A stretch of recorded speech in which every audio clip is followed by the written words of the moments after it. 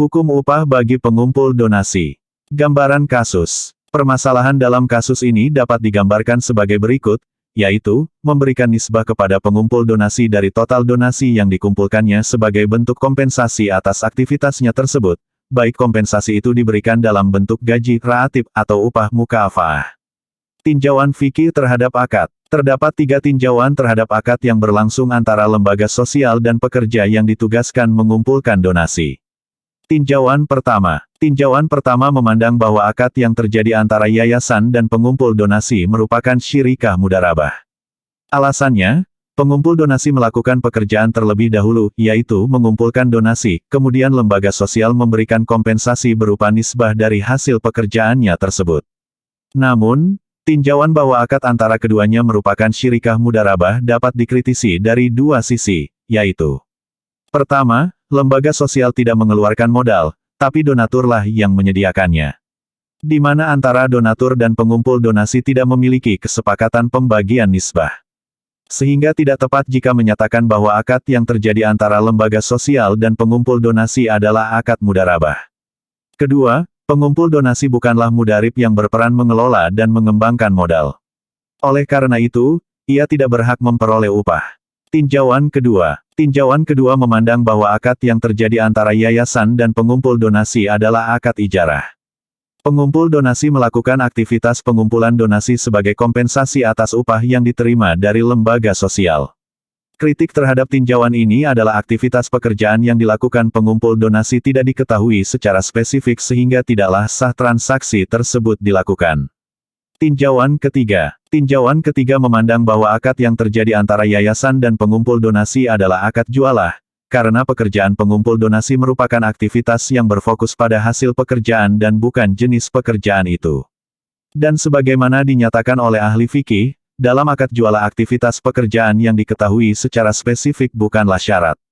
As-Suyuti rahimahullah menjelaskan sisi perbedaan antara ijarah dan jualah dalam pernyataannya.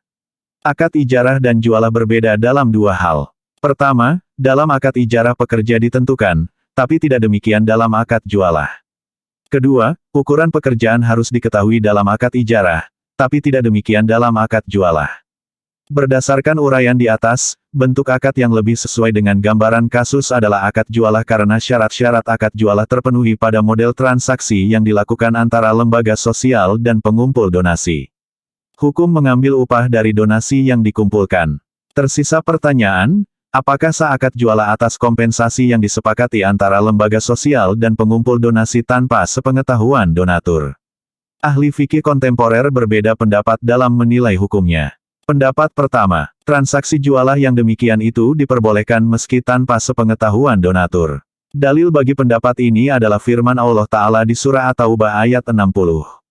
Sesungguhnya zakat-zakat itu, hanyalah untuk pengurus-pengurus zakat amil zakat. Qs. At-Taubah, 60. Allah Ta'ala menetapkan bagian bagi pengurus zakat yang besarannya disesuaikan dengan aktivitas mereka dalam mengumpulkan zakat. Oleh karena itu, dalam konteks sedekah sunnah, lebih layak lagi orang yang bertugas mengumpulkan donasi turut diberikan bagian karena lingkup sedekah lebih luas daripada lingkup zakat. Selain itu, pendapat ini ditopang dengan alasan bahwa upah yang diambil oleh pengumpul donasi ini merupakan imbal jasa atas upaya dan waktu yang telah mereka kerahkan. Tidak jarang mereka juga mengeluarkan uang dalam mengumpulkan donasi. Demikian juga, upah ini juga bisa menjadi stimulus bagi pengumpul donasi untuk mengerahkan upaya yang maksimal dalam mengumpulkan donasi. Meski demikian, terdapat ahli fikih seperti Dr. Abdul Karim Zaidan yang memberikan syarat, yaitu meski diperbolehkan, hendaknya upah tersebut disesuaikan dengan aktivitas pekerjaan mereka dan bukan berdasarkan persentase dari donasi yang dikumpulkan. Pendapat kedua, upah bagi pengumpul donasi tidak diperbolehkan. Dalil bagi pendapat ini adalah alasan bahwa donatur tidak berniat mendonasikan hartanya kepada pengumpul donasi tersebut. Meski pengumpul donasi menerima upah tersebut dari lembaga sosial yang menaunginya, namun peran lembaga sosial hanya sebagai wakil donatur dalam mendistribusikan donasi. Lembaga sosial tidak berhak untuk mengelola harta tersebut layaknya pengelolaan yang dilakukan oleh pemilik harta. Pendapat terpilih. Dalam kasus ini perlu mempertimbangkan 2 hubungan berikut. Hubungan pertama adalah antara lembaga sosial dan pengumpul donasi. Interaksi yang terbentuk di antara mereka adalah akad jualah.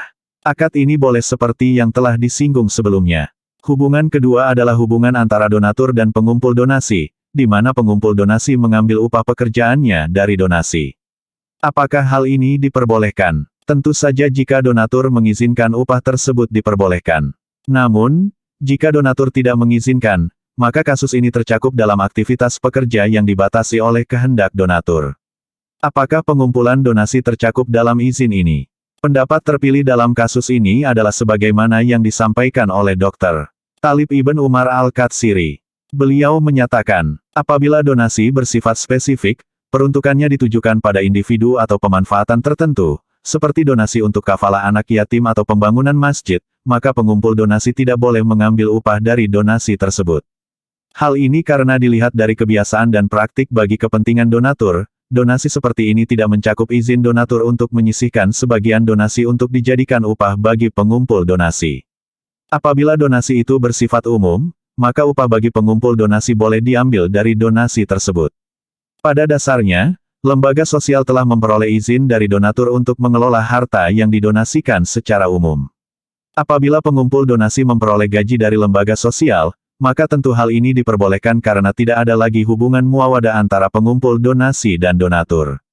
Dengan demikian, gaji dapat diberikan tanpa sepengetahuan dan izin donatur. Namun, sepatutnya memperhatikan dua hal berikut.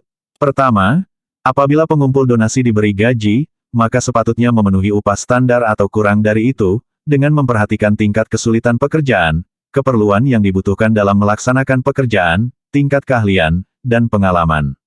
Cara terbaik dalam menentukan gaji bagi pengumpul donasi adalah dengan menetapkan gaji secara pertengahan antara batas atas dan batas bawah dari tingkat upah yang diterima secara umum.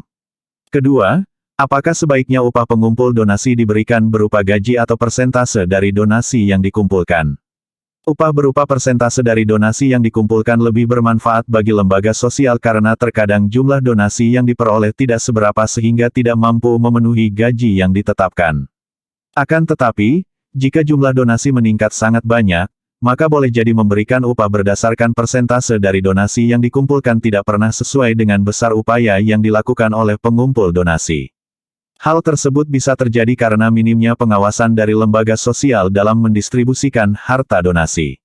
Padahal Rasulullah Shallallahu Alaihi Wasallam bersabda, sungguh, orang yang menyelewengkan harta Allah akan memperoleh neraka pada hari kiamat.